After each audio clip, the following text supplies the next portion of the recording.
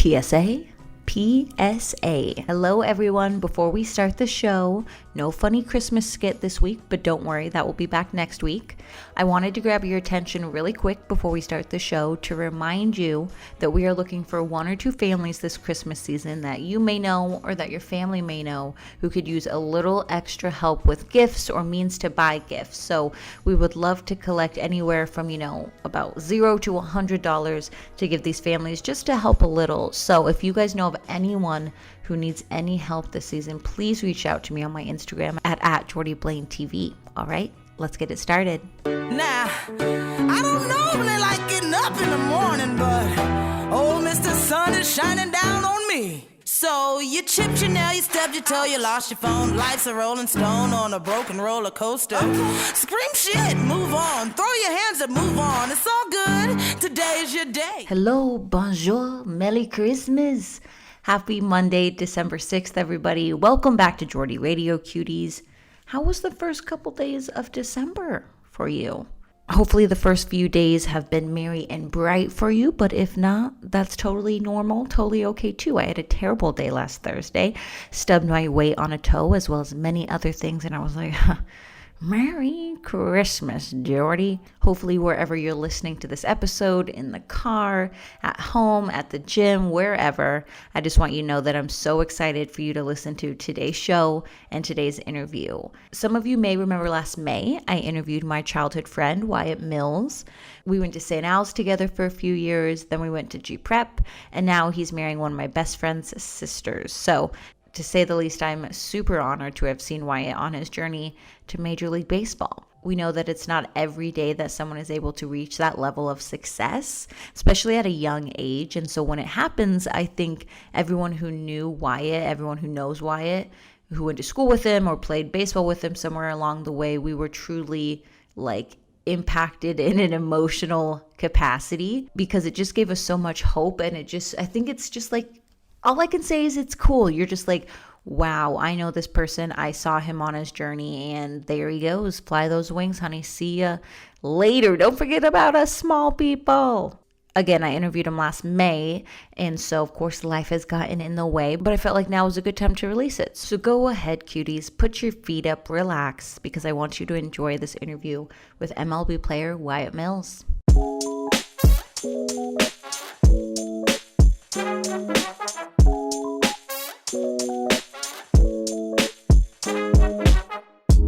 Hello, it's been a minute, my fellows. I've been trying to make my name well known. First they was telling me get the hell on. We were hitting for the stars and we landed a home run. I know this man is someone I've known since he was in 7th grade. I was in 8th grade, but now the world knows him as a Seattle Mariner. We are graced with the presence of Wyatt Mills. Wyatt, how are you doing today? I'm doing very well. Thank you so much for having me. No, I'm like, I owe you. Where are you at right now? I'm in Los Angeles. We have a 2-game series against the Dodgers. So just gearing up for that. We have an off day today, but super excited just to be on this journey. It's so crazy. Like when I met you, I guess when I was looking back, I was like, I guess I've kind of always known Wyatt as like a baseball player, but can you kind of tell us about how big of a role did baseball play growing up? Baseball growing up was just, the sport that I played during the spring, honestly. My parents always put me in all the different camps and played all the different sports. And I really liked all of them. I really still love basketball a ton. Yeah. But baseball is just what I was designed to do. I mean, that's just the way my body moves the best and most efficiently. And I can throw a baseball. That's the gift I was given. Yeah. So it really didn't take off until I reached college. And that's kind of when I, started learning that this is something that I might be able to do for a living.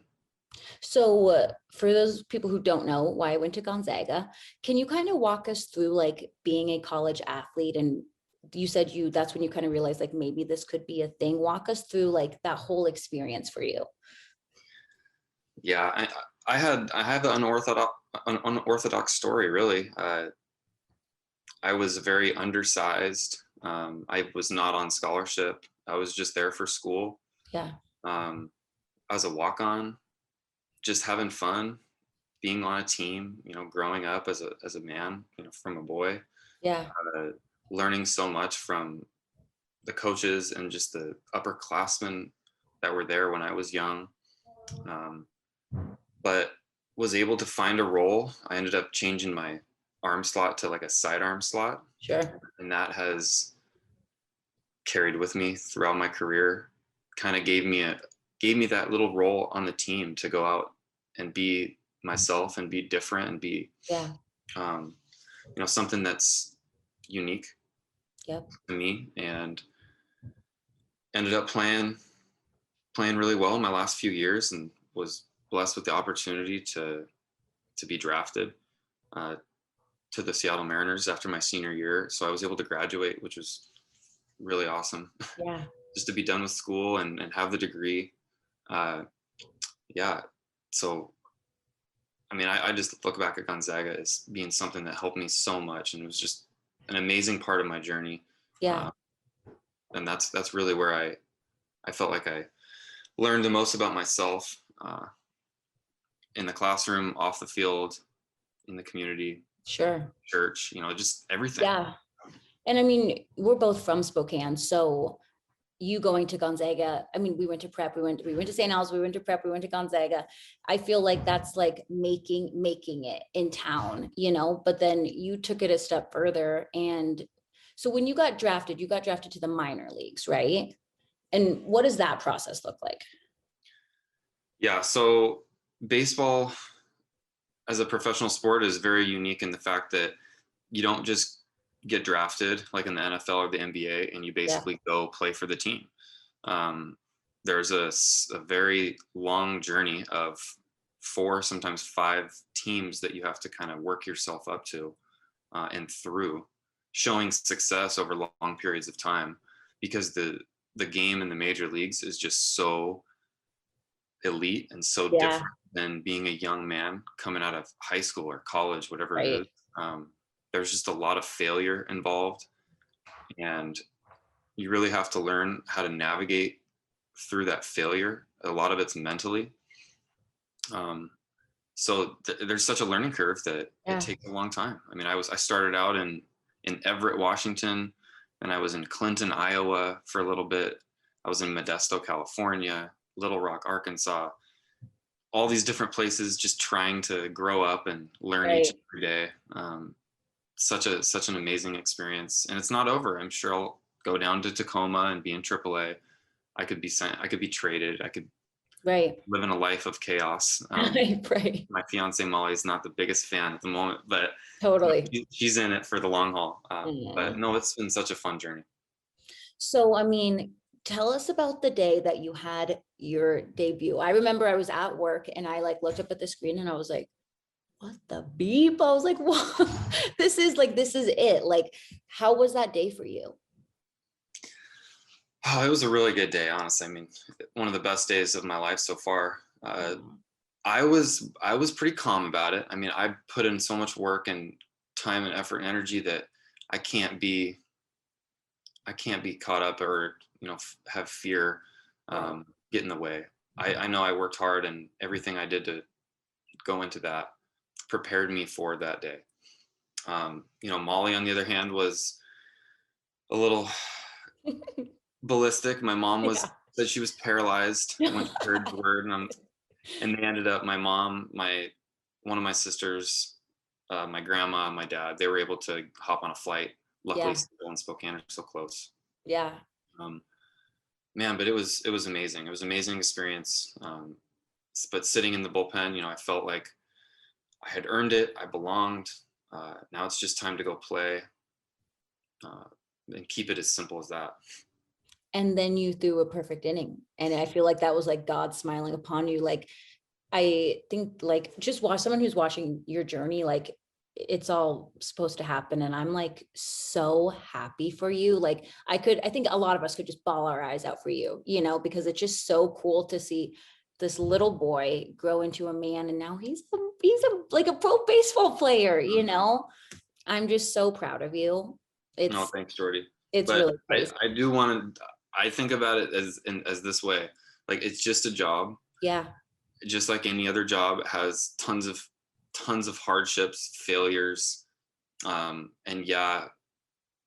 it's in, in the public eye. Right. But yeah, I mean, it really is it's a job, and Yeah. like that's how I view it. And just like you got a job, Yeah. but it is nice to take a step back and look from the perspective of, where I came from and where I am. Yeah. And I'm very blessed to be able to put on the Seattle uniform. It's crazy. So where do you want this to go for you? You want to make it as far as you can go? Like, you want to keep doing this for the rest of your career? I mean, I just am going to live in the present. I mean, my goals is I just want to be the best version of myself and see how far that carries me in this game. Yeah. I know there's a lot more to life than baseball, and there's a lot, more to life after baseball, because baseball really has a short, lifespan. Right. I think the average year for a pitcher is a year or less. Sure. So just to have the perspective of enjoy the moment, enjoy the present, day by day, and see where it goes. I'm just so happy for you. Like, I can't say that enough. So this will be my last question. For, I'm chasing dreams of, hopefully making it to like a large network one day or anything like that. People, we all know a lot of people just reaching for the stars. What would you tell them? Times are going to get tough, and like times got tough for you. What advice do you have for them on just keeping going? For me, I think the biggest thing I learned was to be a lifelong learner. I feel like people have always said that in my life. And I never really started listening to that until recently. Actually listening to others and learning from others and taking that and applying it to me and my life and the people around me, in all facets of life. And by doing that, it can instill that discipline, that you can put that hard work in and not regress from that, but just to continue moving forward, continuous improvement. And really all things are possible. I'm just a undersized, skinny kid from Spokane, and yes, I have a gift, and I was built to succeed in this profession. Just like everyone else is built for something else, and they can go find that. But yeah, I continue being a lifelong learner. I love that, Wyatt. Now it is time for your new week wisdom.